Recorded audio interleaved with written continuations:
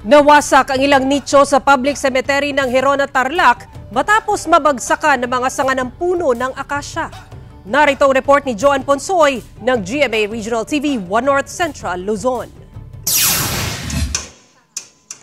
Nawasak ang ilang nicho sa public cemetery sa Barangay Apsayan, Gerona, Tarlac matapos mabagsakan ng sanga ng puno ng akasya. Kabilang sa nadaganan ng sanga ng puno ang nicho ng ama ni Mirna. So ang concern namin kung paano po alisin yung mga kahoy na nakadagan sa mga nicho na sa mahal namin sa buhay. Ayon sa Barangay Council, mayroong 15 nicho ang nasira matapos mabagsakan ng sanga ng akasya. Tinatayang nasa 13 rito ang totally damaged. Yung mga laman, yung dalawa pa lang ang nalipat.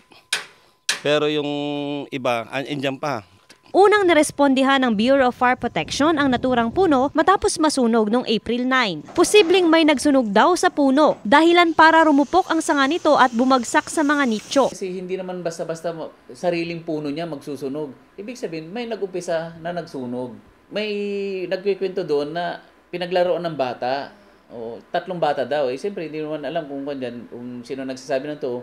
Hiling naman ng mga may puntod ng kaanak sa sementeryo na agad matanggal ang puno dahil peligroso na. Nakikipag-ugnayan naman daw ang BFP sa Gerona LGU para putulan ng mga sanga o permanenteng alisin ang puno ng akasya sa lugar. Mula sa GMA Regional TV 1 North Central Luzon, Joan Ponsoy, nagbabalita para sa GMA Integrated News.